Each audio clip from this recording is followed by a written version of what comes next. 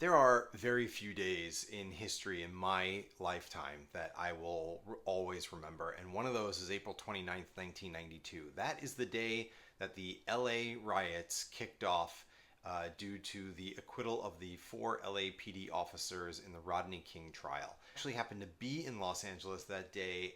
This is before I moved to LA. I was in the military. We were here on a mission, and we were watching the trial in the morning.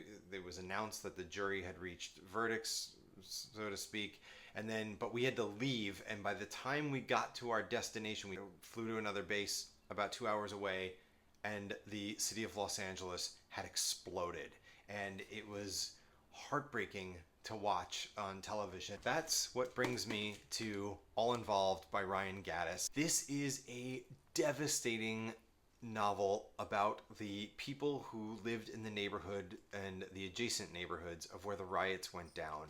It is the story that was not told on the news, and not just one story, but 17 different stories. This was published in 2015 by Echo Press, comes in at about 360 pages. The story unfolds like a Robert Altman film. Much like Shortcuts or Nashville, it is a plethora of characters who are all chomping at the bit to tell you their side of the story. Because it's told in a monologue format, it's as if when you're reading it, every character is shoving and pushing the other character out of the way just to get at you and to tell you what really went down during the LA riots.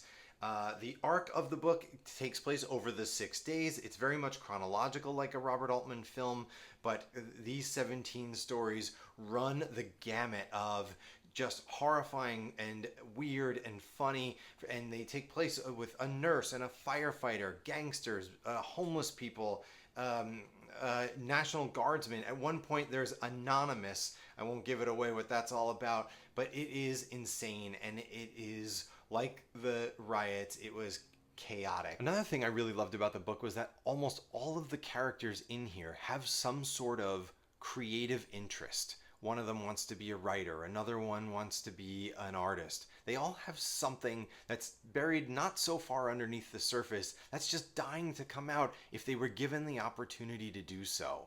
And unfortunately, because of their situation, because of the neighborhood they live in, societal racism that's going on during this time, and by the way has not changed all that much, they're forced to just push these creative endeavors down, or as a result they just come out in different ways, like graffiti tagging around the city. I think the thing that really surprised me about this book was every turn I learned something.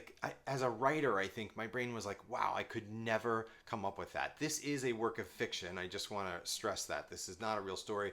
But I found out about this because Ryan Gaddis did a TED Talk. And I don't know how I found the TED Talk, but he talks about writing what you honestly know. I think that's the title of the TED Talk. And it isn't about writing what you know, it's about writing what you honestly know, meaning that, and when you listen to the TED Talk, it's about doing your research and about telling a truthful, honest story based on research, based on your own experience, whatever that may be. He spent 2 years going to Linwood and speaking to people who were there during that time. It is an incredibly authentic tale. Not once was I like, oh, that didn't happen. You believe everything in this story happened.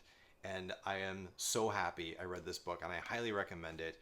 I'll give it 2 out of 2 cats.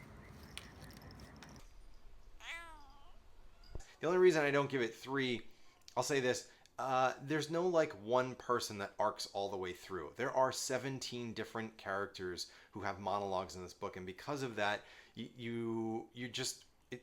there's something lacking in an emotional arc there.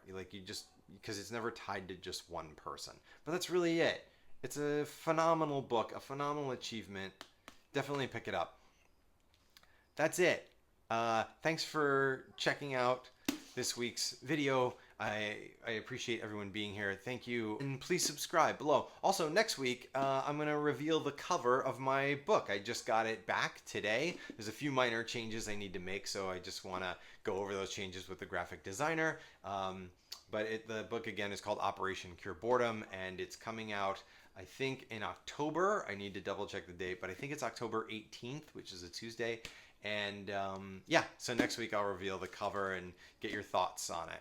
All right, that's it. Thanks for checking out the video. I'll talk to you guys next week. Bye.